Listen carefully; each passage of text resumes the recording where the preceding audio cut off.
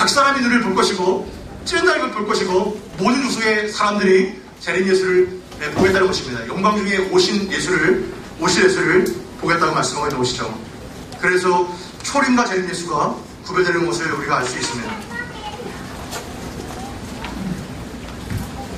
여러분 다니엘서 그 2장에 보시면 어떠한 내용이 나오나요? 느부갓네살 왕이 어떠한 그 환상을 보지 않습니까? 어떠한 환상을 보게 되죠? 꿈을 꾸게 되는데 머리는 정금으로 되어 있고 가슴과 팔은 은으로 되어 있고 배와 이 허벅지는 노수로 되어 있고 종아리와 그 발은 철로 되어 있는 이런 이상한 환상을 보지 않습니까? 근데 그런 환상 가운데 어떠한 또 사건이 벌어지죠?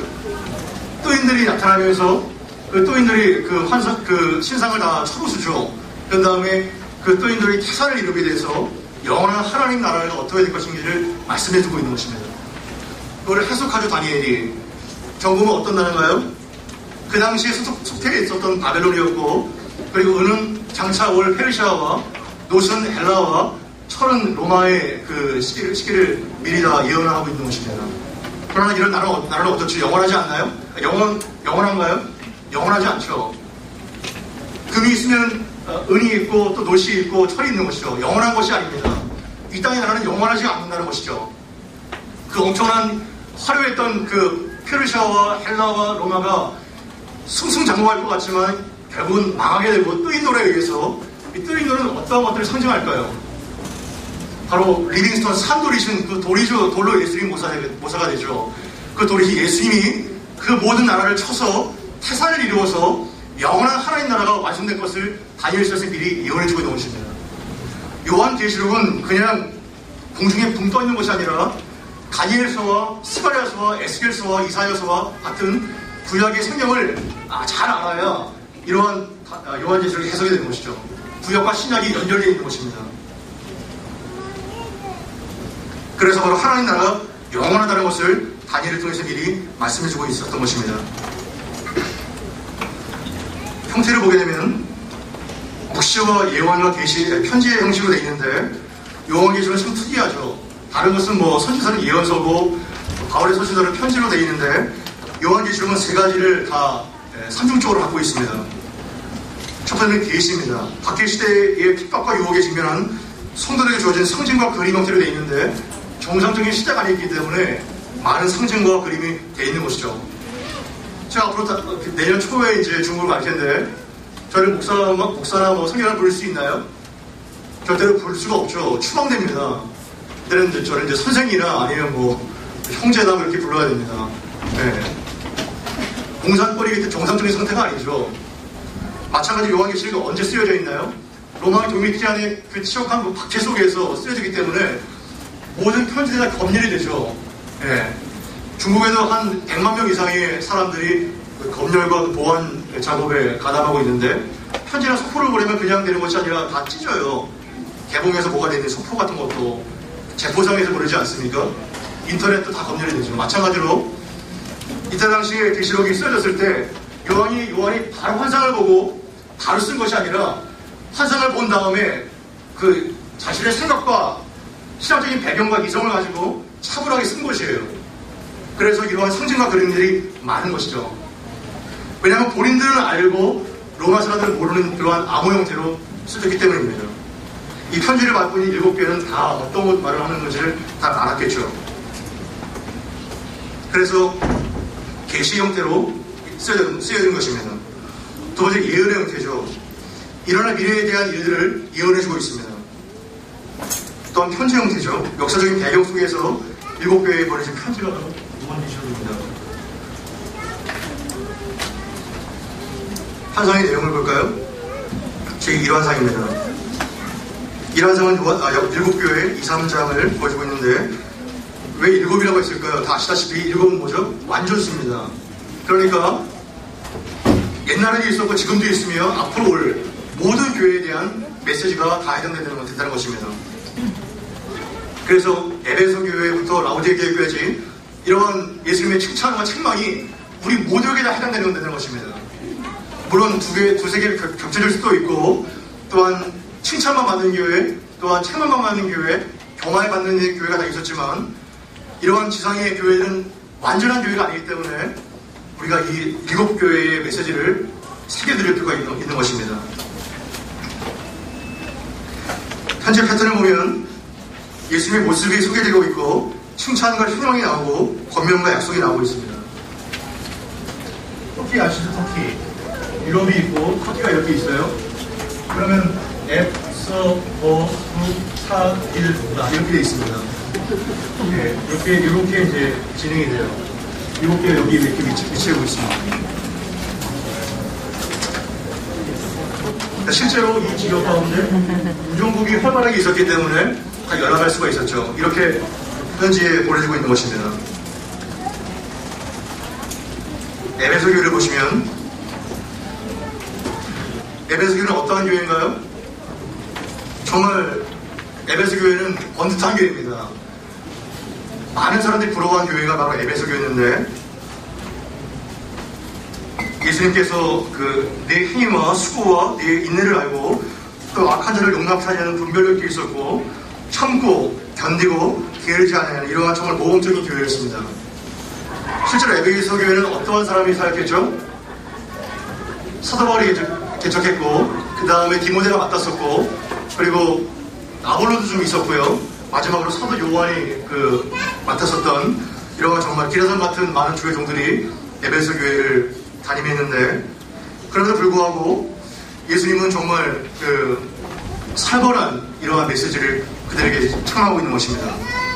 다른 교회는 있었지만 사랑이 없는 죽은 정통교회였는데 4절에 보시면 그러나 너를 책망할 것이 있나니 너의 처음 사랑을 버렸느니라 이렇게 말씀하고 있는 것이죠. 처음 사랑이 뭔가요? 많은 학자들이 이것이 하나님에 대한 사랑이다, 사람에 대한 사랑이다 이렇게 의견이 분분한데 그 분분할 필요가 없죠. 하나님에 대한 참된 사랑은 어떻게 나타나죠? 사람에 대한 바른 사랑으로 입증되게 되는 것입니다. 이 두 가지는 한 짝이에요. 그래서 에베소 교회는 점점 가면서 우리는 정통교회라는 자부심은 있지만 점점 껍데기는 남아있는데 그 속에 정말 있어야 될 주님에 대한 사랑과 진실된 성도만의 교제와 사랑이 없어진 것입니다. 이것이 바로 굉장히 안타깝고 심각한 문제였기 때문에 정말 너희가 회개하지 않으면 촛대를 옮겨버리겠다고 이렇게 주님은 책망하고 계신 것이죠. 촛대가 옮겨가면 어떠한 일이 일어나죠?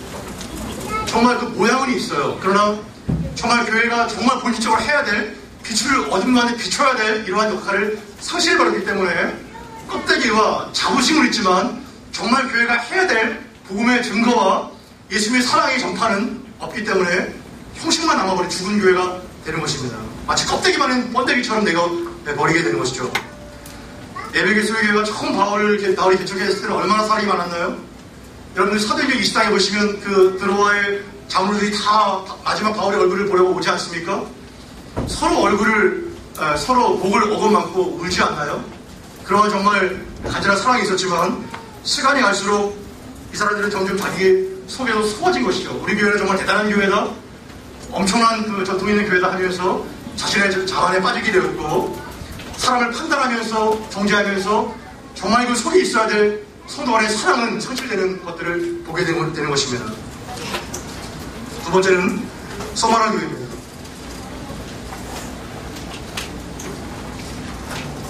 서머나 교회는 형제 숭배의 중심지였어요. 하지만 서머나 교회는 빌라델비아 교회와 함께 예수님께로부터 칭찬만 받았던 이러한 교회인데 어떻게 했으면 예수님께 칭찬만 받았을까요? 제자들의 대가로 보람받았던 교회였기 때문입니다. 9절에 보시면 내가 네 환난과 공핍을 아노니 실상은 내가 부유한 자라. 서머나 교회는 작은 교회였었고 공핍과 그리고 환난이 많았던 교회였습니다. 왜냐하면 형제 숭배 중심지였기 때문에 누구든지 형제를 숭배하지 않으면 직업을 잃을 수밖에 없었고 잘 살 수가 없었어요. 지금도 무슬림 거리에서 회심하는 사람들은 어떤가요? 직업을 박탈하고 목숨을 잃을 수가 있습니다. 그들은 보장된 삶을 영위할 수가 없습니다. 그렇기 때문에 서머나 교회는 형제 숭배의 중심지에서 환난과 궁핍한 교회였지만 실상은 부유한 자라고 예수님께서 말씀하고 있는 것이죠. 여러분 예수를 진실로 따를 때 어떠한 것이 있나요? 번영과 건강과 축복이 따르나요? 그것은 물론 하나님께서 줄 수가 있지만 예수를 믿을 때 고난과 핍박과 아픔은 불가피합니다. 로마서 8장 17절에 보시면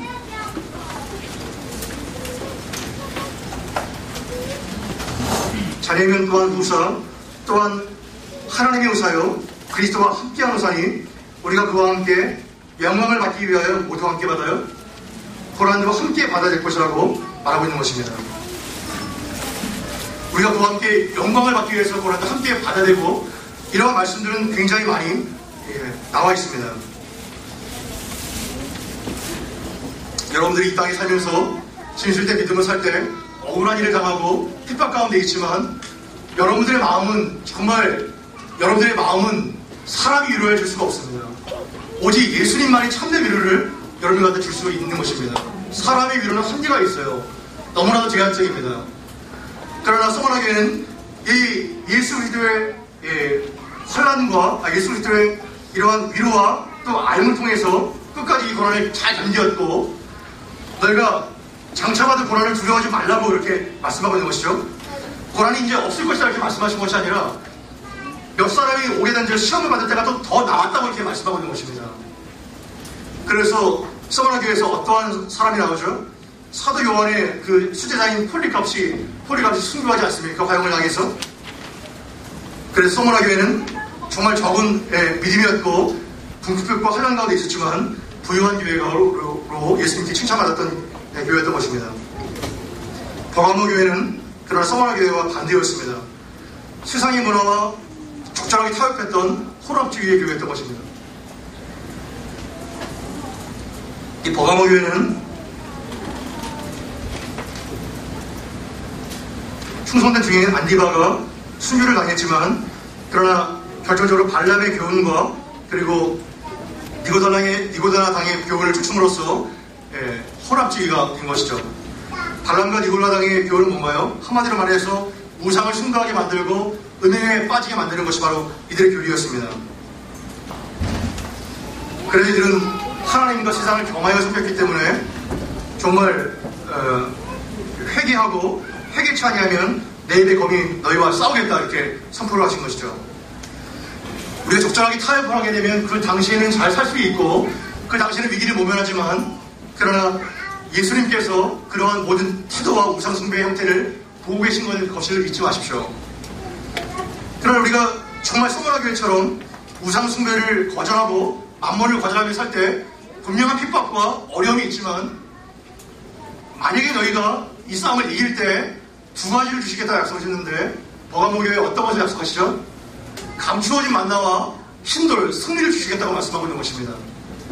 정말 황제 숭배를 거부하고 그 체제를 거부하게 되면 굶어 죽을 것 같은데 예수님이 이스라엘 백성을 먹였던 것처럼 감추어졌던 만나 그들이 알지 못하는 만나를 통해서 그들의 생활을 도우시고 끊임없이 그들을 먹여 살리시는 것을 보게 되는 것이죠.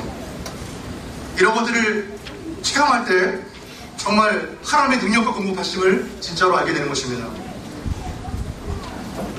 두아디라 교회는 직통계시파 광신주의에 빠진 교회였는데 여러 가지 있지만 그 자칭 선지자라고 하는 이스라엘의 거짓 교리가 있었습니다.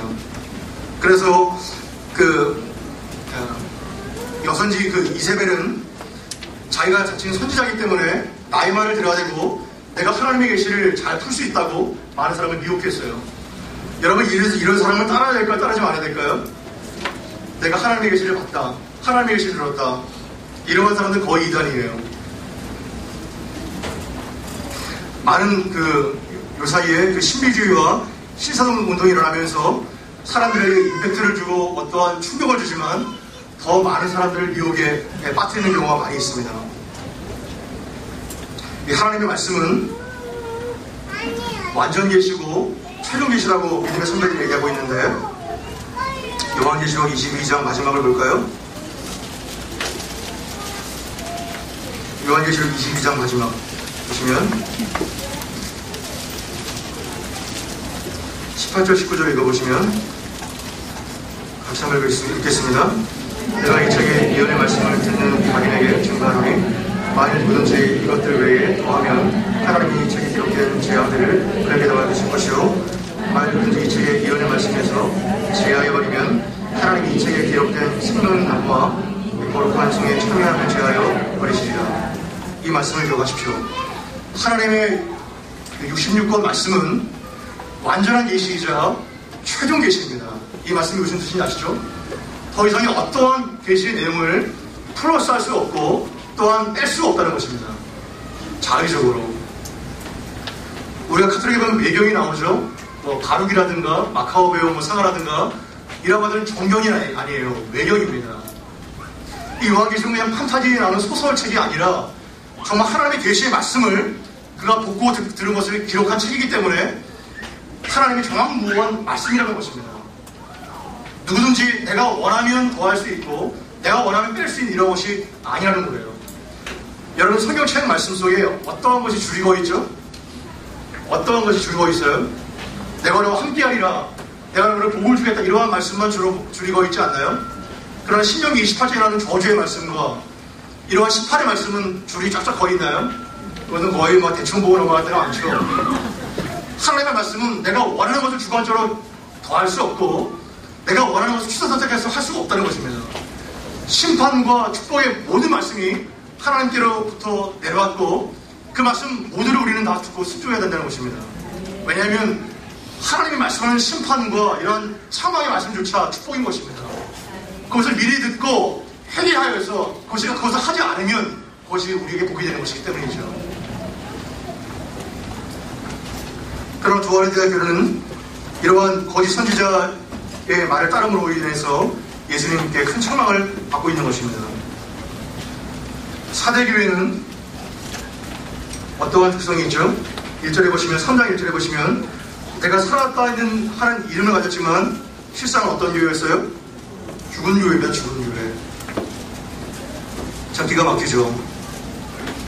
제가 2007년도 그 100주년 기념 대회 그 상암 올림픽 경기장에서 오카라 목사님이 이 주제를 말씀하셨을 때 제가 차를 몰고 이제 그때 부활절 때 저희 올림픽 경기장에서 대고 제가 이렇게 모이잖아요. 저는 차를 몰고 이제 어디저디 가고 있었는데 사대교의 말씀이 너무 마음에 목이 메어서 차를 가다가 이게 한쪽 구석에 고속도로를 가고 있었는데 한쪽 구석에 그 세우고 그냥 울면서 설교를 들었던 이러한 기억이 납니다. 2007년도에 오카라 목사님이 그 올림픽 경기장에서 한국교회가 바로 이러한 교회라는 거예요. 살았다는 이름을 가졌지만 실상은 죽은 교회라고 이렇게 말하고 있는 것이죠. 물론 다는 아니겠죠. 이렇게 점점 교회가 변해가고 있다는 것입니다. 활동은 왕성하지만 그 속에 생명이 없는 마케팅 교회처럼 마치 기업식 아시죠? 백화점식 소비자의 니드에 맞게 그 필요를 채워주는 것입니다. 예배도 마찬가지고요. 예배의 중심이 어떤 것이 있나요? 예배의 중심은 우리가 하나님의 경배함으로 어떤 것을 얻어내는 것이 예배가 아니에요. 하나님 자체가 경배를 받으시기 합당하신 분이시고 나의 감정과 나의 필요와 상관없이 그분께 우리는 모든 존귀와 영광을 드리는 것이 바로 참된 예배인 것입니다. 그러나 많은 교회들이 저는 물론 크기를 말하지 않고 어떠한 편리성을 말하는 것이 아니에요.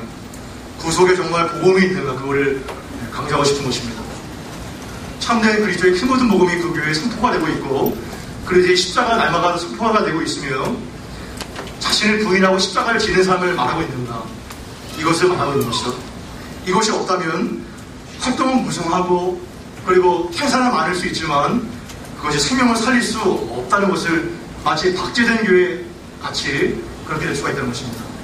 겉모양은 호랑이고 겉모양은 막 웅대한 독수리 같지만 제가 어디서 그런 걸 봤는데 그 속에는 정말 신문지 쪼가리와 낡은 헝겊밖에 없는 그러한 교회가 될 수가 있다는 것이죠. 필라델비아 교회는 굉장히 신실한 하나님의 교회였습니다. 필라델비아 교회도 정말 적은 능력으로 하나님의 말씀을 끝까지 지켰던 이러한 죄인을 배반치 않았던 이러한 교회입니다. 그래서 예수님께서 열린 문을 내 교회 앞에 둬서 정말 열면 닫을 자가 없고 닫으면 열 자가 없는 그 다윗의 열쇠를 가진 그분이 열린 문을 넣어서 어떠한 사람도 정말 하나님 주권 가운데 빼앗길 수 없는 온전한 구원을 주시겠다고 그 빌라델비아 교회에 말씀하고 있는 것입니다. 바로 저희 교회가 이런 빌라델비아 교회처럼 되기를 바랍니다. 세상의 조류를 거스러가고 주님 앞에 칭찬받는 사랑 앞에가 아니라 하나님 목전에 정말 바르고 신실한 교회가 되어야 될 것입니다. 마지막 라우디게아 교회는 부와 건강이 거짓된 형통복음을 있었던 교회인데요. 라우디게아 교회는 굉장히 자랑거리가 많았어요. 17절에 보시면 나는 부자라 굉장히 부자 교회였나봐요. 부유하여 부족한 것이 없고 그러나 내 곤고한 것과 가련한 것과 가난한 것과 눈 먼 것과 벌거벗은 것을 알지 못하는구나. 충격이 아닐 수 없습니다. 우리는 부자고 부족한 것이 없다고 정말 자만했는데 주님의 평가는 너무나 높고 다르다는 것이죠. 그래서 예수님께서는 19절에 내가 열심을 내라 회개하라 이렇게 말씀하심으로 미지근한 신앙을 탈피하여 다시 뜨거운 신앙을 회복하라고 말하고 있는 것입니다. 여러분, 교회 안에 있는 사람들이 다 신실하게 예수를 믿는 사람일까요? 그렇지 않습니다. 알곡과 가라지가 같이 섞여 있는 것입니다. 이 지상의 교회는. 그래서 우리가 많이 착각하는 것이 뭐냐면 형태는 여호와를 믿고 형태는 예수를 따른다고 하지만 사실은 그 속에 정말 편리와 안정과 만몸과 돈을 따르고 있다면 그것은 실상 하나님이라는 우상을 따르고 있는 것이죠. 이상하지 않나요? 하나님이라는 우상. 우리가 지금 옛날처럼 아프로디테 성전에서 예배를 드리고 불상에서 절을 하고 이러한 겉모양으로 나타나는 각바에서 예배를 이러한 우상이 아니라 다 나와 있어도 다 교회를 다니고 있어도 그 속에 천지를 창조하시고 나를 위해 목숨을 내려주시고 죽으시고 부활하신 예수 그리스도와 우리를 인도하시고 우리를 계속해서 붙들고 계시는 성령, 그 삼위 하나님이 아니라 정말 내 속에 어떤 형통과 거짓된 부와 이런 것들이 먼저 추구가 된다면 그것은 바로 하나님이라는 자기가 만든 하나님을 믿는 우상 숭배자라는 것입니다. 그래서 예수님께서는 마태복음 10장 말씀에 나에게 주여 주여 하는 자마다 다 천국에 들어갈 것이 아니라 내 아버지의 뜻대로 뭐예요? 행하는 자라야 들어갈 것이라고 말씀하고 있고 바로 그 다음에 좋은 나무와 좋은 열매를 비유하심으로 모든 나무가 다 좋은 나무가 아니라 좋은 나무만 좋은 열매를 맺을 수 있다고 말씀하시고 마지막에 산상수를 마무리하시면서 나의 이 말을 듣고 행하는 자가 바로 지혜로운 자가 같다고 말씀하고 있고 행하지 않는 자는 바로 지혜가 없는 자라고 이렇게 말씀하고 있는 것입니다. 저는 뉴질랜드에서 한 2년 못되게 훈련을 받으면서 몇 가지 굵직한 것들을 얻었지만 제가 가장 굵직하게 느꼈던 것은 교훈은 뭐냐면 껍데기가 중요한 것이 아니라는 것입니다.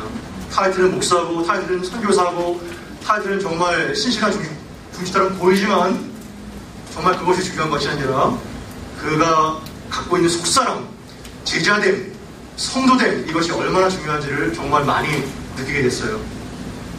정말 겉은 선교사지만 열방 가운데 복음을 증거하지만 사실은 악한 선교사 여러 명 많이 있습니다. 악한 주의 종이 많이 있어요.